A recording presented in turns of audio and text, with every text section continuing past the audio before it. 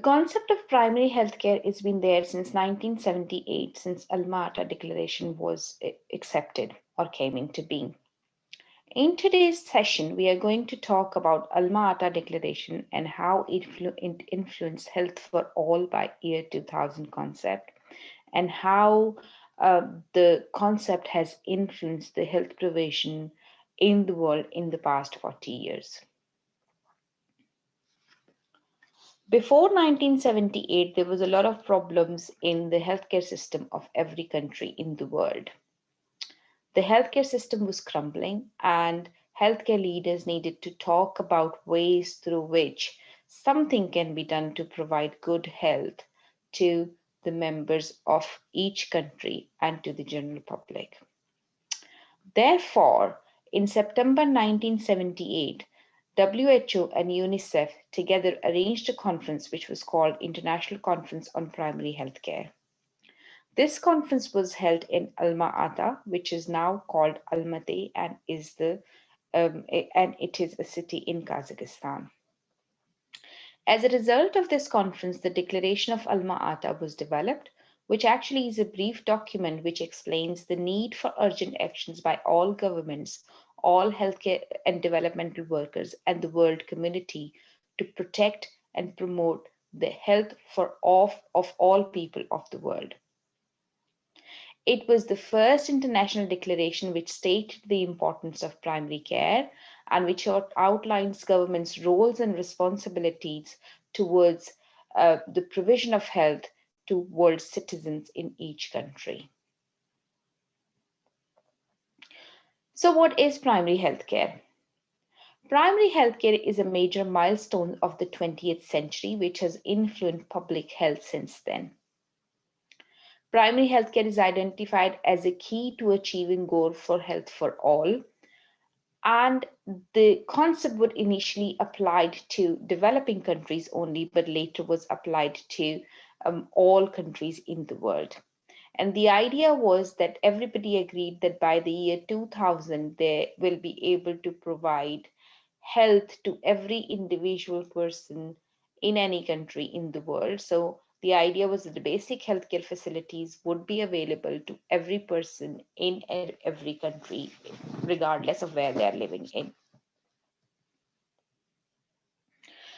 The concept accepted that health is a fundamental human right and therefore everyone should have it.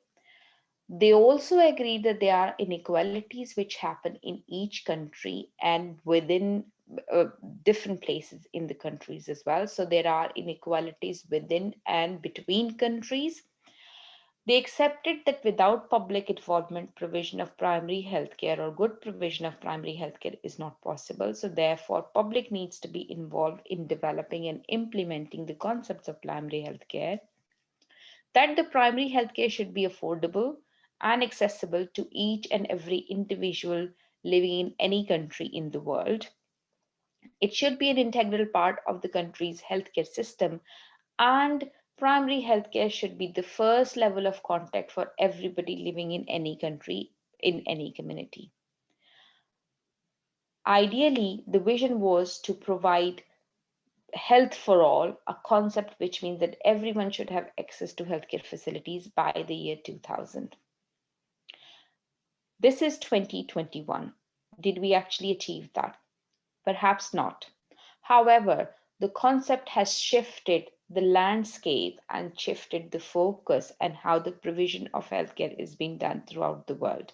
So it did have significant influence on how we are working and how we are providing care. However, the vision was not achieved, and therefore further meetings and further development after that vision developed further ideas to promote health and prevent diseases in the world. In 1998, on the 20th anniversary of Alma-Ata meeting, another international meeting on primary healthcare was held in the same city. This meeting recognized the historical significance of the 1978 conference and the Declaration of Alma-Ata. There were world leaders who talked about and reflected on the achievement of the goals which they did over past 20 years, and they talked about and they shared their reflections. Let's have a look at them. Dr. Gro Harlem Brundtland, who was the Director General of World Health Organization, stated that health for all is a message to all stakeholders.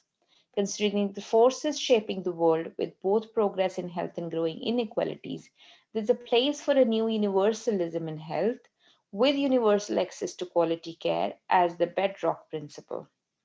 She said that commitment to primary healthcare is still a crucial part of the health sector 20 years after Alma-Ata. We need to reduce disparities between the outcomes of poor and those better off, anchored in equity and solidarity. Similarly, Dr. Houghton Mahler, who was Director General and Emeritus of WHO, stated, health is not a commodity that is given. It must be generated from within. Health action should not be imposed from the outside, foreign to people.